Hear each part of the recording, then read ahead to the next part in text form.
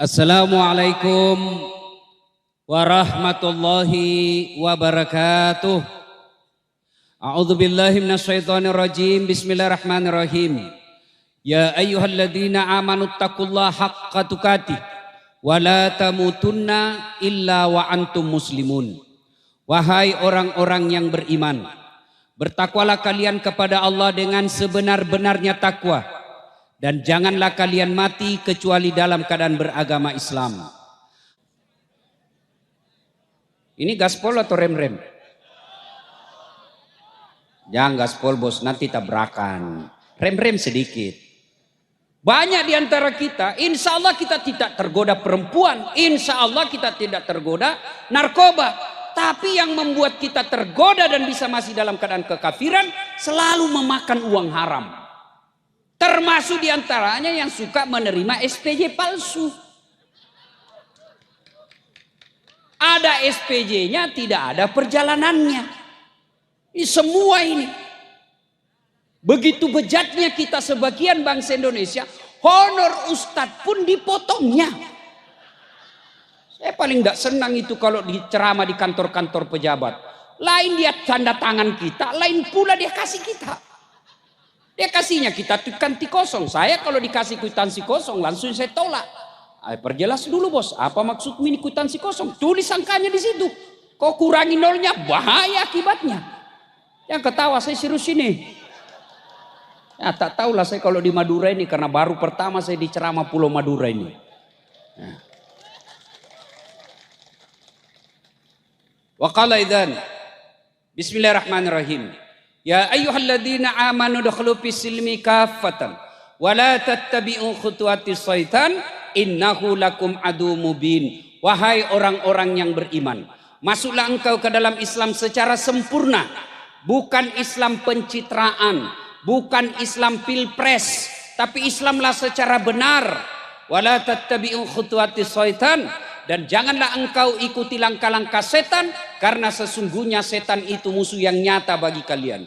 Musuh kalian bukan polisi, musuh kalian bukan ulama, musuh kalian bukan pejabat, musuh kalian kata Allah adalah setan, di mana setan itu musuh yang nyata bagi kalian. Insya Allah kalau kita ceramah seperti ini, kira-kira ada enggak setan di tengah-tengah kita? Wih, masa ada setan di tengah-tengah kita? Banyak. Setannya bukan pocong, bukan suster ngesot, tapi apa setan yang ada tengah-tengah kita? Bentuknya handphone. Apa ibu? Handphone. Orang sudah ceramah masih sibuk juga. Nah, padahal artinya lihat kok HP baru saya pakai. Orang sudah ceramah masih menggosok. Nah itu setan itu mengalihkan perhatian.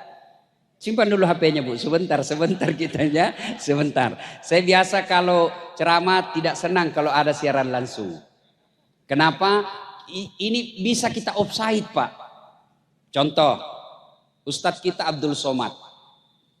Beliau ditanya, Pak Ustadz bagaimana hukumnya main catur? Secara langsung. Beliau jawab haram apabila azan berkomandan kalian masih main catur. Haram, tapi dipotong itu azan. Akhirnya yang terdengar haram main catur. Marahlah pemain catur dari Sabang sampai Merauke. Saya juga ditanya, Ustadz Dasat bagaimana hukumnya main catur? Haram. Betul Ustadz, haram. Kenapa bisa? Karena kau bunuh Perdana Menteri sama Raja. Yalah haram kalau kau membunuh Perdana Menteri. Maka simpan dulu handphone, simpan dulu handphonenya. Sebentar lagi kita ya. Malah di Sulawesi bu, saya lagi ceramah ada ibu-ibu lagi di belakangi saya. Lagi ceramah ibu, dia membelakang. Dalam hati saya barusannya ada orang saya ceramah, dia belakangi saya. Ternyata diambil handphonenya, selfie. Baru dia tulis di Facebooknya latar belakang Dasat Latif. Saya dijadikan background. Kok kira saya pot bunga? Simpan dulu handphonenya. Malah selesai ceramah coba lihat ibu nanti. Selesai ceramah dikejar lagi kita tuh. Ustadz selfie dulu Ustadz. Selfie Ustadz. Ulangi Ustadz. Kabur Ustadz. Ulangi. Saya bilang dalam hati. Biar kau ulang 5 kali. Nah mukamu yang kabur. Simpan dulu handphonenya bu ya, bisa? Bisa? Wa qala idzan bismillahirrahmanirrahim. Innallaha wa malaikatahu yusalluna 'alan nabi. Ya ayyuhalladzina amanu sallu alaihi wa sallimu taslima. Sesungguhnya Allah dan para malaikatnya bersalawat kepada Rasulullah Muhammad sallallahu alaihi wasallam, maka wahai orang-orang yang beriman, bersalawatlah kalian kepada Rasulullah dengan sebaik-baik salawat. Suatu kali Nabi lagi duduk-duduk dengan malaikat Jibril. Tiba-tiba Nabi melihat ada malaikat 1 juta jari-jarinya. Bapak-bapak, berapa jari-jarinya, Pak? Berapa? 10. Cacat dong. Ada kaki. 20. Ini malaikat 1 juta jari-jarinya. Nabi kagum dan bertanya kepada Jibril, wahai malaikat Jibril, malaikat apa itu? Banyak betul jari-jarinya. Jibril menjawab, itu malaikat yang Allah tugaskan mencatat air ketika hujan. Lalu Nabi bertanya kepada Jibril, benar itu mampu dia catat? Ya silakan. Nabi tanya langsung, wahai malaikat, apa kau mampu mencatat air ketika hujan? Ya, ku catat yang jatuh di darat, ku catat yang jatuh di gunung, ku catat yang jatuh di laut. Semua aku catat, tak setetes pun yang tidak aku catat ya Muhammad. Kira-kira ada yang mampu mencatat air hujan, Pak? Ada? Kenapa? Kenapa tidak mampu mencatat air hujan? Ya biar banyak, kalau jatuhnya satu-satu bisa saya hitung. Tapi ini jatuhnya bareng-bareng, jumlahnya banyak dan laju. Mana bisa kita catat? Tapi malaikat ini katakan, saya mampu mencatatnya ya Muhammad. Satu yang tidak mampu aku catat. Apa itu? Ketika umatmu berkumpul di lapangan depan rumah jabatan Bupati Pamekasan. Lalu mereka bersalawat bareng-bareng di tempat itu. Saya tidak bisa mencatat betapa banyak pahala Allah turunkan di tempat itu. Maka ketika bapak-bapak tidak bisa memperbanyak amal dengan tahajud tadi malam. Ada yang tahajud tadi malam? Ada? Wah, pencitraan. Ada yang mampu Senin Kamis tiap pekan tidak bisa memperbanyak amal dengan bangun masjid, tidak bisa memperbanyak amal dengan umroh tiap tahun, maka perbanyak amal dengan cara apa? Ketika berkumpul kita seperti ini, jangan lupa bersalawat bareng-bareng kepada Rasulullah Muhammad SAW. Karena dengan salawat bareng seperti itu, Allah turunkan betapa banyak kemuliaan di tempat itu. Maka saya mau ajak salawat, boleh? Boleh? Saya mau dengar, ini orang-orang Madura yang ada di sini, mana lebih kencang suara ibu-ibunya daripada bapak-bapaknya? Bisa? Bisa ibu? Oke, kita dengar dulu, kita tanding, mana lebih kencang? Ibu-ibunya dulu, bapak-bapak diam. Oke? Nah, ibu-ibu dulu, ayo ikut ibu. Ayo, insya Allah, Allah mencintai kita dengan bersalawat kepada Rasulullah. Jangan malu-malu, keluarkan hati, keluarkan suara untuk menyebut kekasih kita. Salatullah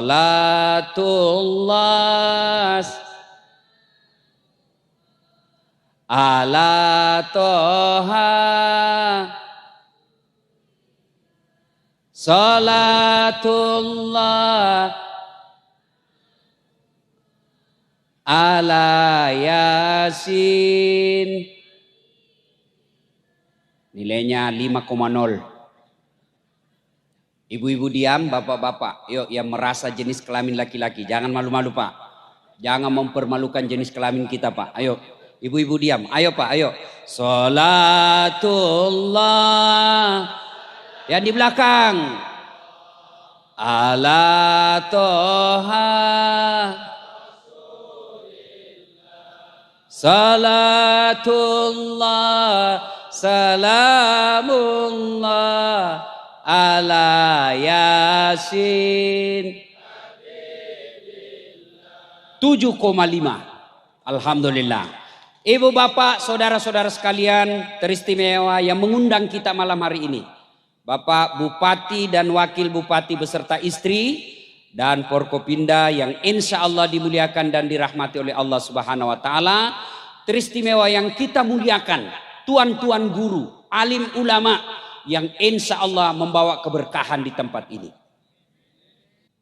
Kalau tidak ada maulid seperti ini, nanti anak-anak muda kita milenial, mereka tidak tahu sejarahnya Nabi. Mereka lebih tahu penciptanya Facebook daripada junjungan kita Rasulullah Muhammad SAW.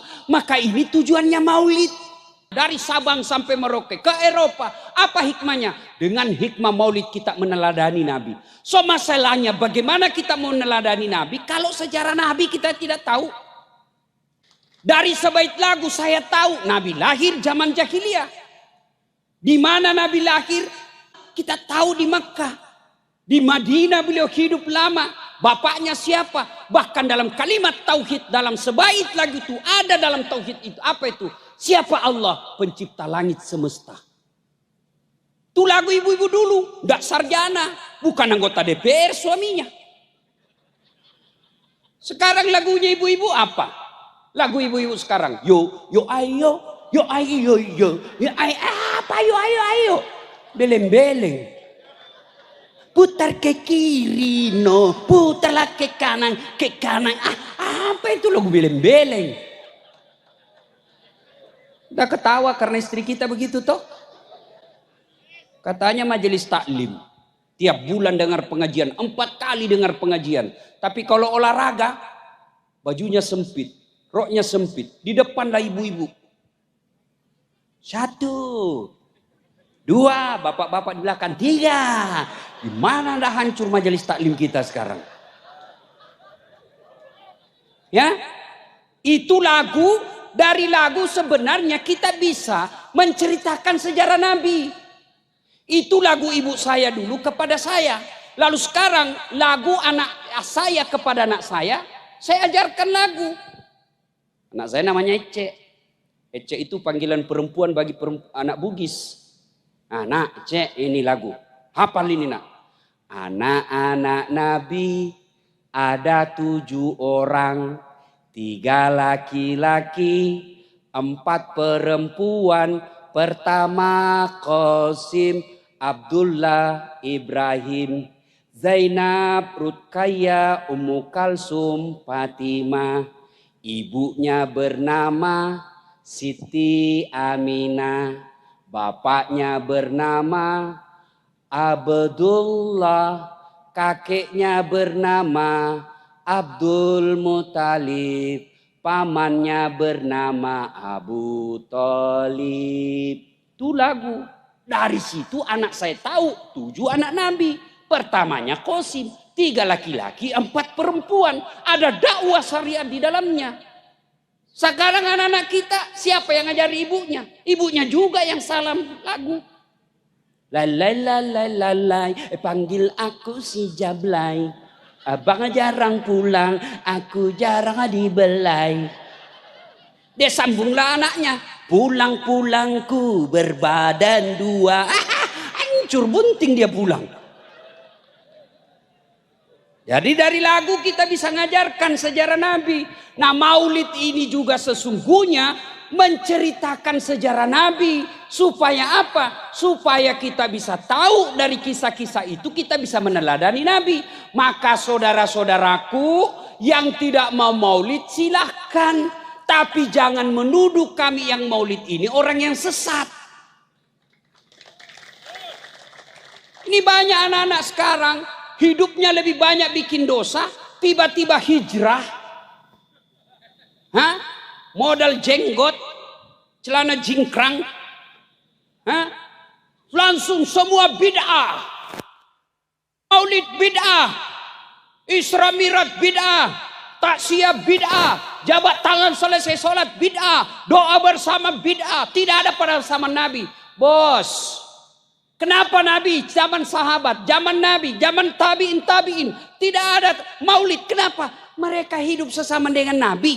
Mereka dekat dengan Nabi. Mereka lihat secara langsung Nabi. Mereka tahu sendiri sejarah hidup Nabi. Mereka tidak perlu diceritakan. Kalau kita yang sudah 1400 tahun pasti lupa sejarah Nabi. Maka ini pentingnya maulid.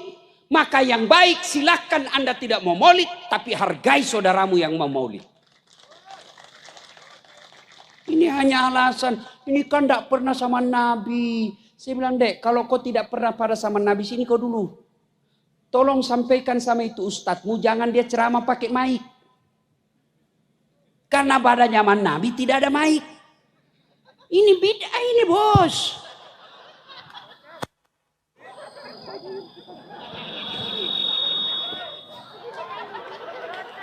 Bid'ah ini, bos. Itu soal mic yang berkaitan langsung dengan ibadah. Sini kau. Pernah tidak Nabi bayar zakat pakai beras? Pernah Nabi pakai zakat pakai beras? Berarti Bapak harus pakai kurma sama gandum. Berarti orang yang bayar zakat rakyat Indonesia pakai beras itu bid'ah. Ayo, Nabi dari Madinah ke Mekah umroh zaman itu pakai apa? Pakai apa? Pakai onta. Maka datanglah sampean pergi umroh naik pesawat, itu bid'ah. Tidak ada pada zaman Nabi. Maka silahkan dari Pemakasan, you pergi Mekah pakai onta. 17 tahun kau sudah sampai. Ini. Maka saudara-saudaraku, mari saling menghargai. Silahkan yang mau maulid laksanakan dengan sepenuh hati, dengan semeriah kemampuan kita. Yang tidak mau maulid silahkan tidak usah maulid. Dan kalian yang tidak mau maulid jangan mengatakan yang tidak maulid mereka sesat.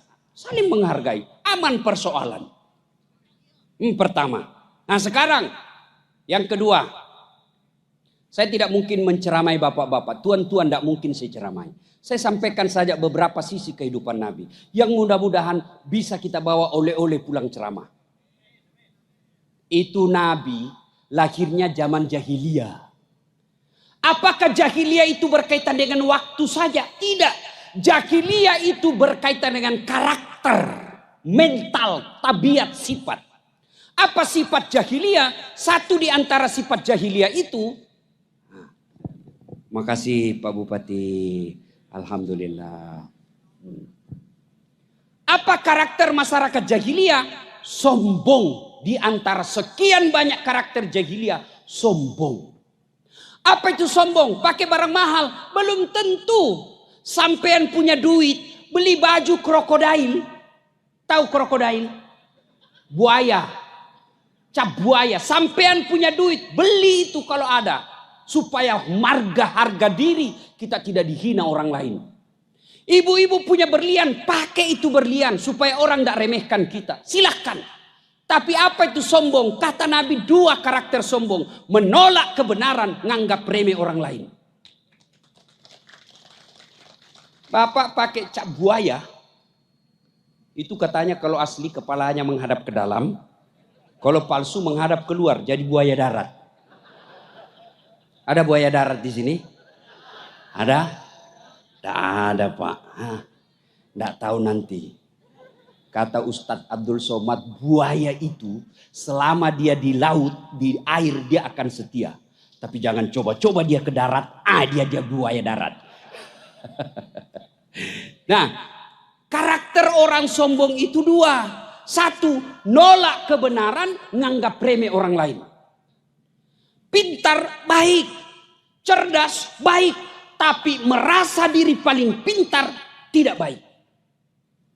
Benar baik, tapi merasa diri paling benar, tidak baik. Kenapa? Sombong. Dan pintu masuknya sombong, kata Nabi, ada 4.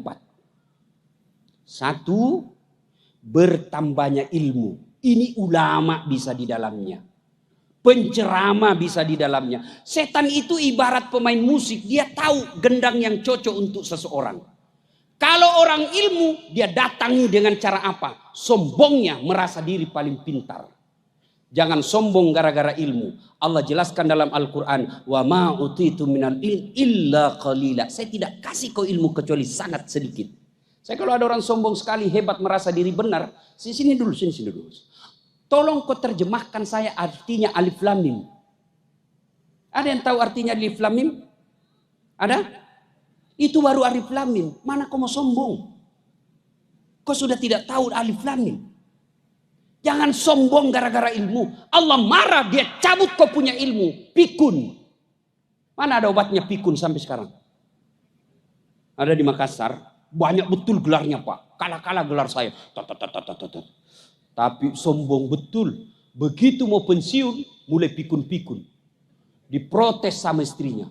Pak, biasanya kalau kau mau pergi mengajar, kau cium-cium jidatku. Ini sudah hampir 10 hari, kau tidak pernah lagi cium saya. Kata suami dalam hati, astagfirullah. Berarti siapa saya cium selama ini? Ternyata pembantunya dia cium. Jangan sombong. Kalau Allah cabut, kau tidak bisa bedakan mana pembantu, mana istri.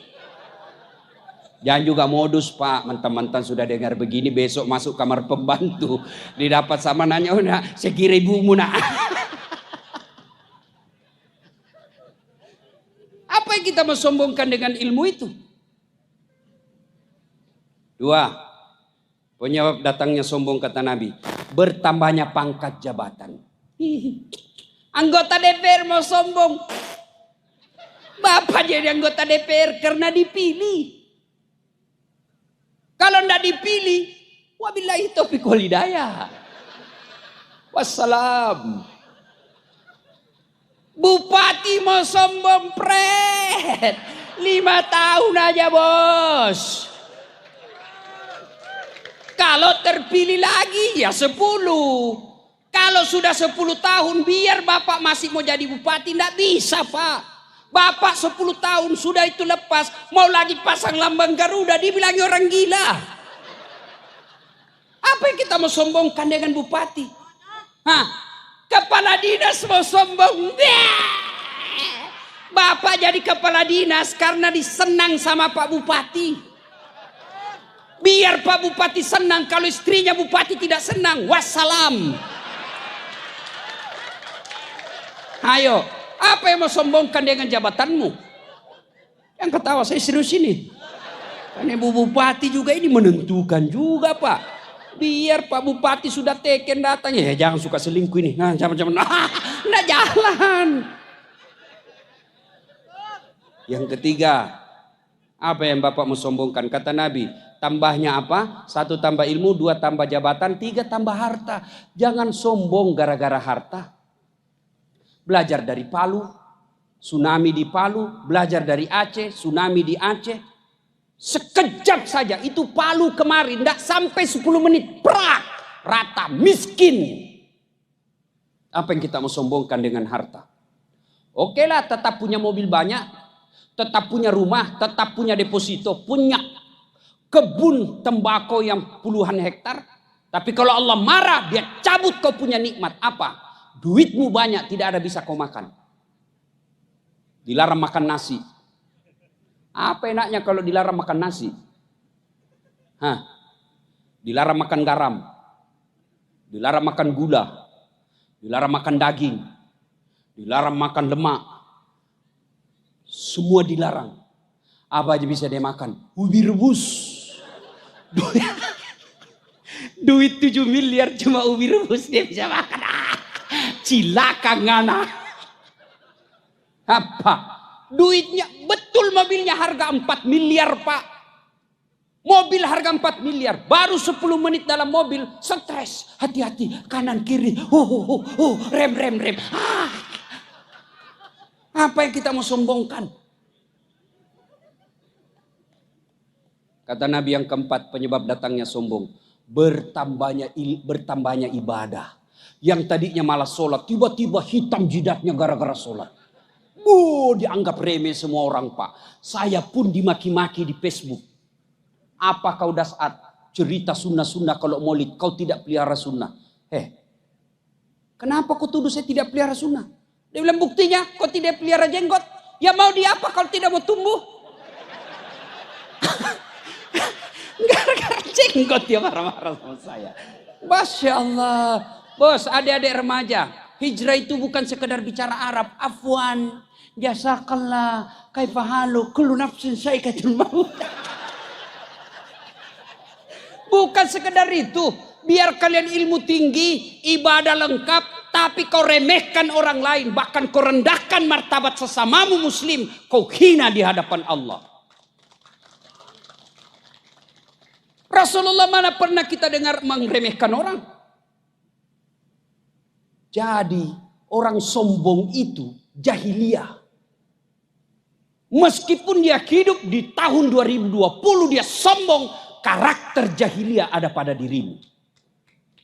Jadi jahiliyah itu bukan tahun sebelum Nabi lahir. Sekarang pun kalau kamu jahiliyah, sombong, nganggap remeh orang lain, nolak kebenaran, kalian masyarakat jahiliyah. Maka hadir agama menghilangkan kesombongan itu. Kata Allah dalam hadits qudsi, ada 3 temannya setan. Satu di antara teman setan, ghaniyun mutakabbir, orang kaya yang sombong. Kaya jabatan sombong, temannya setan. Kaya harta sombong, temannya setan. Kaya ilmu sombong, temannya setan. Kaya ibadah sombong, temannya setan. Tapi orang masih maklum. Kalau dia punya jabatan, punya duit, punya harta, punya kekuasaan, dia sombong. Orang masih bilang, ya maklumlah dia bupati. Ada jabatannya, ada kepala dinasnya, ada staf ahlinya. Ahli yang tidak ada stafnya.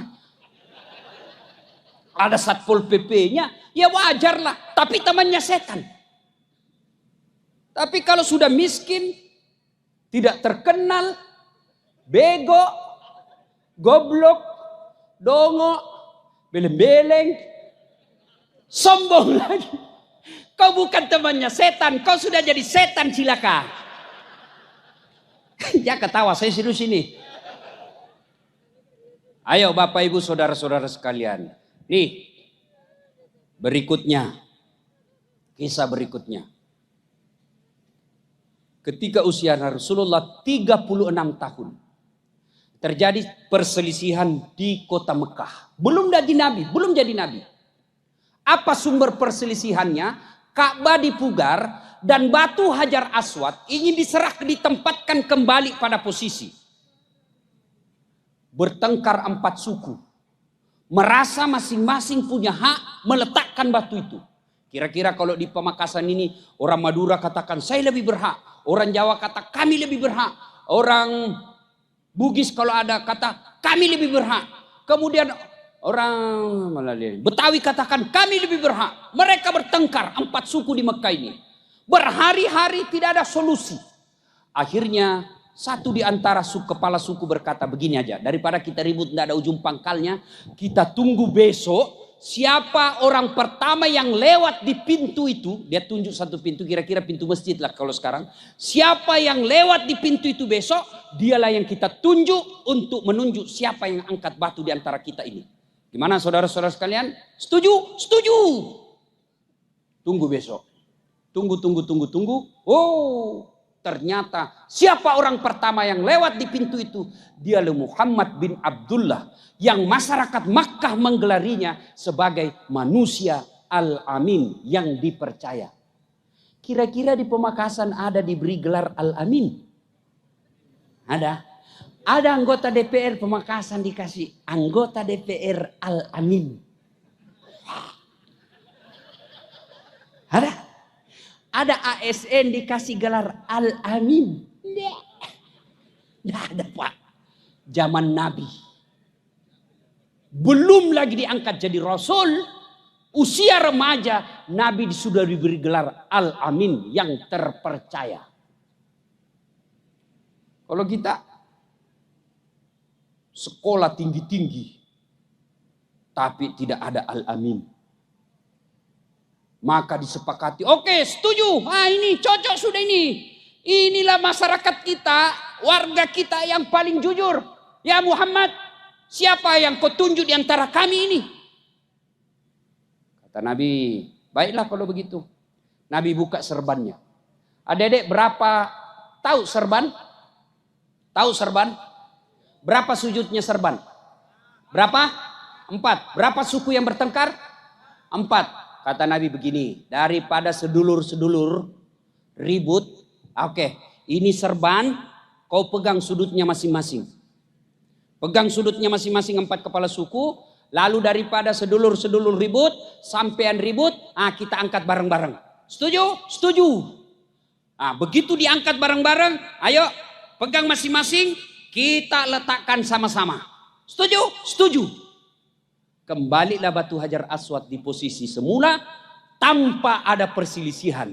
Akhirnya Rasulullah menunjukkan pandai manajemen beliau mengatasi masalah tanpa masalah. Oh, tahu juga orang di sini Pegadaian. Masya Allah. Artinya apa? Kalau kalian mencintai Rasulullah dan ingin meneladani Rasulullah, maka jadilah umat yang pandai, cerdas. Begitu pentingnya ilmu pengetahuan dalam Islam. Ayat pertama turun bukan perintah puasa. Ayat pertama turun bukan perintah sholat. Ayat pertama turun bukan perintah zakat. Bukan perintah haji. Tapi apa yang Allah pertama turunkan? Iqra, baca. Berarti umat Islam ini tidak boleh menjadi umat yang bodoh. 4 sahabat